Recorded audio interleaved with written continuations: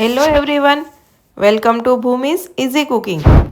હું આજે આપને બતાવીશ એકદમ નવી રીતે બ્રેડ પકોડા બનાવવા માટેની રીત।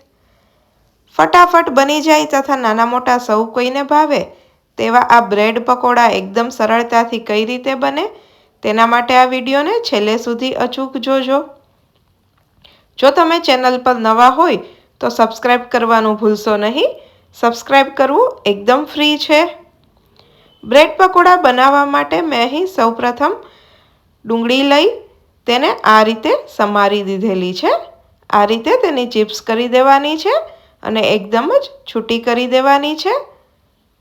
આ રીતે મીડિયમ સાઇઝની કટ કરી દીધેલી છે। ત્યારબાદ આદુનું છીણ, મરચાંના ટુકડા તથા કોથમીર ધોઈને સમારી દીધેલી છે। તમારા સ્વાદ પ્રમાણે આદુ મરચાંનું પ્રમાણ વધારે ઓછું રાખી શકો છો। હવે આ ડુંગળીને એક વાસણની અંદર લઈ લો। ત્યારબાદ તેમાં સમારેલા મસાલા ઉમેરી દો। હવે તેમાં સ્વાદ પ્રમાણે બધા મસાલા ઉમેરવાના છે। સ્વાદ પ્રમાણે મીઠું ઉમેરી દો। ત્યારબાદ ધાણા જીરું પાવડર તથા ચટણી ઉમેરવાના છે। તમારા સ્વાદ પ્રમાણે તેનું પ્રમાણ વધારે ઓછું રાખી શકો છો। ત્યારબાદ તેમાં લીંબુનો રસ ઉમેરી દીધેલો છે। હવે તેમાં એક ચપટી જેટલી હળદર ઉમેરી દીધેલી છે। હવે આ બધું એકદમ જ સારી રીતે મિક્સ કરી દો। તમે જોઈ શકો છો કે બધા મસાલા ડુંગળી સાથે એકદમ સારી રીતે મિક્સ થતા જાય છે। તો હવે તેમાં ચણાનો લોટ ઉમેરો। આ રીતે ધીમે ધીમે ચણાનો લોટ ઉમેરતું જવાનું છે અને મિક્સ કરતું જવાનું છે। તેમાં થોડું પાણી ઉમેરો।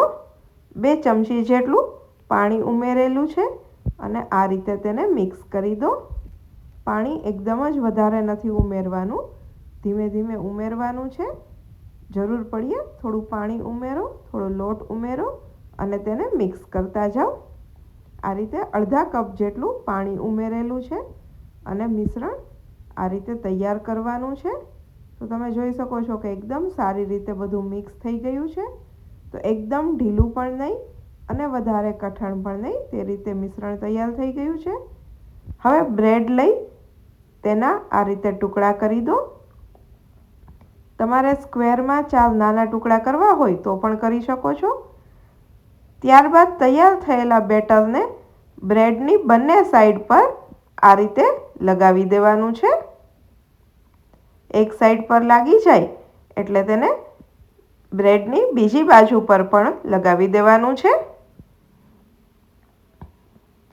તો આ રીતે કાપેલી બ્રેડને દરેક સાઈડ પર તૈયાર થયેલું મિશ્રણ લગાવી દો। આ રીતે બ્રેડ તૈયાર કરી દો। હવે તેને તળવાનું છે। તળવા માટે એક પેનની અંદર તેલ મૂકેલું છે। તેલ ગરમ થાય ત્યાં સુધી તેને રાખવાનું છે।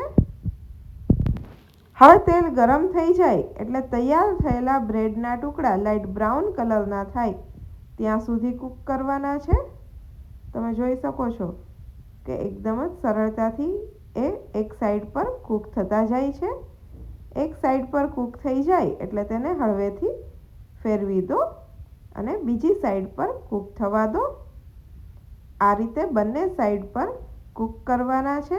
લાઇટ બ્રાઉન કલરના થાય ત્યાં સુધી કૂક કરવાના છે। તો તમે જોઈ શકો છો કે એકદમ જ સારી રીતે કૂક થઈ ગયા છે। તો તેને લઈ લો। તો તૈયાર છે એકદમ ટેસ્ટી અને ફટાફટ બની જાય તેવા આ બ્રેડ પકોડા, જેને તમે ટોમેટો કેચઅપ કે ગ્રીન ચટણી સાથે સર્વ કરી શકો છો। એક વખત તમે પણ આ રીતે પકોડા બનાવજો। તેનો ટેસ્ટ તમને કેવો લાગે છે તે મને કમેન્ટ બોક્સમાં અચૂકથી જણાવજો। વિડીયોને લાઈક કરજો, તમારા ફ્રેન્ડ્સ, ફેમિલી મેમ્બર્સ અને રિલેટિવ્સ સાથે શેર કરજો અને ભૂમિસ ઇઝી કુકિંગ ચેનલને સબસ્ક્રાઈબ કરજો। Thank you for watching my video. ફરી મળીશું નવા એક વિડીયો સાથે। એન્જોય।